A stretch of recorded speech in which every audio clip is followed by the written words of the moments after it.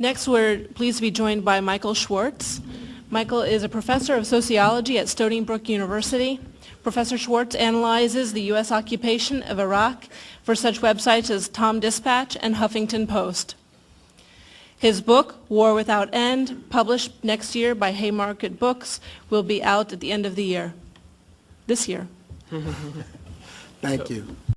Let me begin by saying that I am honored to be invited to speak here today at this momentous meeting, and humbled by the speeches I've heard so far earlier in the day of the people who have actually served in Iraq and Afghanistan and have had to witness and experience the horror of these wars close up. I want to talk about something that is a mystery for a lot of people, but maybe not for those of you who are here, which is the tenaciousness with which the United States is insisting on remaining both in Iraq and Afghanistan, a kind of tenaciousness that surprises a lot of people, because it would appear, for example, in Afghanistan that the mission was accomplished long ago and only began to slip away after the United States remained. And in Iraq, as the mission constantly changes, and the only thing that seems to be constant is the commitment, without a real, at least public accounting of why the United States is there. And I think, as we've heard from several of our speakers, we can tell that this tenaciousness is going to extend well into 2009, 2010, because all of the candidates for the presidency seem to endorse the idea that the United States must remain and be powerful in the Middle East. I just want to read two brief quotes, one from Clinton and one from Obama, which I think will add to what we've already heard about their positions by pointing to a couple of the key ideas that I want to talk about today. This is from Hillary Clinton's interview last fall with the New York Times, a very long and elaborate interview in which she made the following comment about her commitment to remaining in Iraq. I think we have remaining vital national security interests in Iraq, and I've spoken about that on many different occasions. I think it really does matter whether you have a failed province or a region that serves as a petri dish for insurgents and al-Qaeda. It is right in the heart of the oil region. It is directly in opposition to our interests, to the interests of regimes, to Israel's interests. So I think we have a remaining military as well as political mission trying to contain the extremists. This from Obama. We must turn our focus to those concrete objectives in the Middle East that are possible to attain, namely preventing Iraq from becoming what Afghanistan once was, maintaining our influence in the Middle East. Now, just to reiterate a couple of things, from her we get remaining military as well as political mission. In the heart of the oil region, from Obama, maintaining our influence in the Middle East. We have to unpack these pieces of code. These are not just fluff. This is the stuff they really are talking about here. What does this mean, maintaining our influence in the Middle East? And it's this kind of sense that we have to have this powerful presence there. This isn't just a matter of we have to accomplish a mission and go away. We have to have a powerful presence there.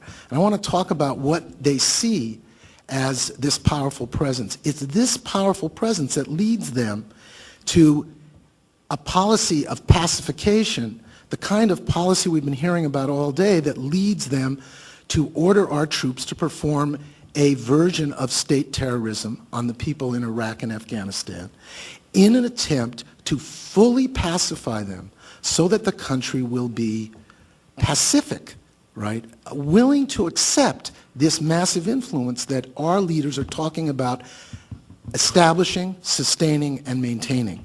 And then, of course, in the case of McCain, you know, he's willing to put the 100 years on it, you know, so we know how long a kind of sense they have of this. Now, at a risk of being, being irreverent, I think a good way to summarize what the reason is you might just say it's the oil, stupid, you know. And I want to talk about the history of the United States and oil in the Middle East. with an eye towards why this has become such a focal point in American foreign policy, and by the way, American domestic policy, by the way, American economic policy, are all tied together in this. We have to see this, and of course, the whole question of global warming and all these other attached issues are all part of this. Now, you can go back as far as you want. As soon as oil became important, everybody understood that the Middle East was going to be important. Here's just a couple of quotes from the end of World War II. This is from the British officials who, of course, were the leaders of the pack up to World War II. From them, Middle Eastern oil, quote, a vital prize for any power interested in world influence or domination. Notice there's a big power aspect in this. They're not just saying we need it economically. We need it for political influence. Same time, U.S. officials, a stupendous source of strategic power and one of the greatest material prizes in world history. Greatest material prizes in world history, and notice that word stupendous. You know, the Americans are always more exuberant than the Brits. The Brits like to be understated, right? Vital prize. The Americans like to be overstated. Stupendous source. Fast forward 25 years, 25 years that, by the way, are marked with numerous American interventions in these countries, all of them involving oil, right? The overthrow of the Iranian government in 1953, oil's involved.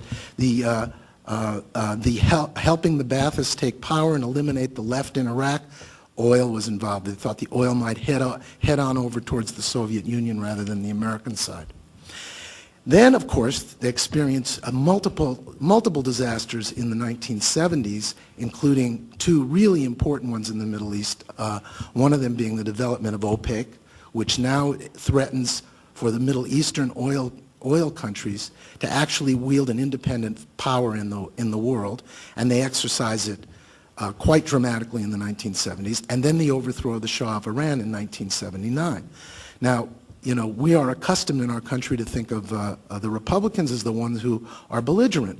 But in 1979, President Jimmy Carter, this is before his Habitat for Humanity days, this is while he was still president, enunciated what became known as the Carter Doctrine, that the Persian Gulf oil was, his word, quote, vital, unquote, to American national interests, not just the economy, and that the U.S. would, quote, use any means necessary, including military force, to sustain access to it.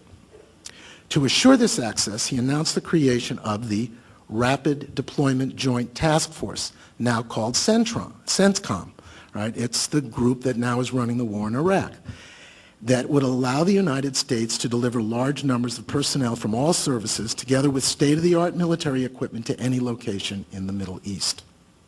Now, of course, Ronald Reagan advanced and continued this policy, and then in 1990, another momentous moment arose, is when the Soviet Union collapsed, right? And this caught the attention of all the policymakers in Washington. It was designated by a Washington Post columnist the unipolar moment.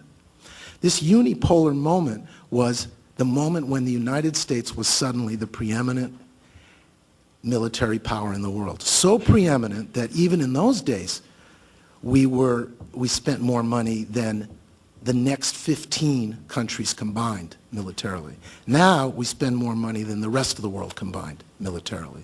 So we are the preeminent military power, and there erupted a debate in Washington, especially after the Gulf War, right, about how to preserve this unipolar moment and what ways to use our military preeminence in order to manage world affairs to the advantage of the leadership of the American government. Now, by 1998, you know, one of the great moments is when the Bush administration is defeated and Carter and Clinton comes into office. Of course, a lot of us thought, well, this is going to make a big change in policy, and unfortunately it didn't, right? But one of the things it did do, it took all these policymakers from the Bush administration out of government. And so they spent a lot of their time writing down what they would do if they had the government. So unlike most governments, when Bush II took office, there was a written record of what they were thinking, why they were thinking it, and how they were going to go about it.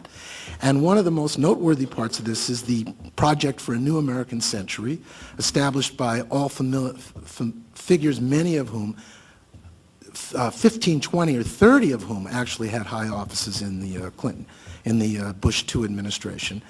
And at one point in 1998, they wrote a letter to President Clinton urging him to, quote, turn your administration's attention to implementing a strategy for removing Saddam's regime from power.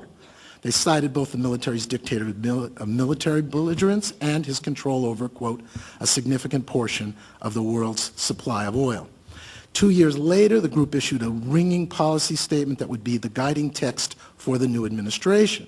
Entitled Rebuilding America's Defenses and advocating what would become known as Rumsfeldian transformation of the Pentagon, it advocated that the U.S. military preeminence be utilized to, quote, secure and expand American influence in the world, including in cases of North Korea and Iraq, its possible use, quote, to remove these regions from power and conduct post-stability operations.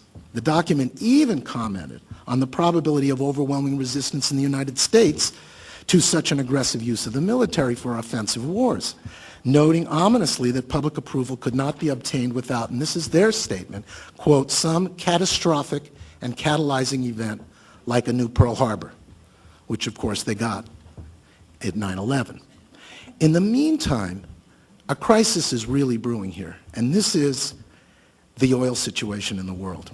In 1991, because of the first Gulf War, both Kuwaiti and Iraqi oil was temporarily taken off the market.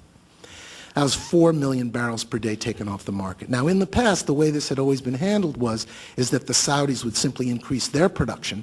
They were running between 50 and 70%, and boom, they would just cover the difference. The Saudis were unable to cover the distance, according to them, though some of the neocons thought that maybe they were doing it deliberately. But in any case, this triggered a recession, and the recession, ironically, is why Bush lost re-election in 1992. So he fought a war that was supposed to guarantee him re-election, but the war itself caused the recession that defeated him, right? Just one of these ironies of history, and it does seem like the second Bush administration seems to have gotten itself into a similar tangle. Now, what happens going on into the 1990s, right, is that we find out from that the space between the amount of oil being pumped in the world and the amount of oil being needed in the world is getting narrower and narrower.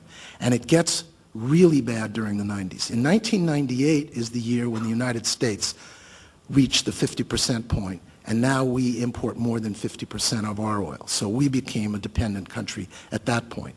And peak oil has loomed. Peak oil is the moment when the amount of oil they're discovering and putting online is less than the amount of oil that's coming offline because we're draining the existing reserves, right? And it turns out that peak oil isn't really even the critical thing. The critical thing is when supply passes demand. But supply is below demand. This is Alan Greenspan, our eminent economic guru, stating in the 1990s, the buffer between supply and demand of oil has narrowed to the point where OPEC is unable to absorb without price consequences shutdowns of even a small part of the world's production. So here we are in the 90s and this crisis is brewing. And then what happens, of course, is that you have the following. You have Iran, Iraq, and Venezuela by the late 1990s are in the hands of political opponents of the American administration. And they see this as a tremendous threat. And these guys are very independent of American economic policy. And they are unwilling, for example, to do things to lower the price of oil when the United States needs for that to happen. They are unwilling, for example, to increase production when it suits the United States but not them. And it looks like OPEC is going to become increasingly independent, or even beyond that Saudi Arabia itself would maintain an independent policy. At this moment, the Bush administration enters.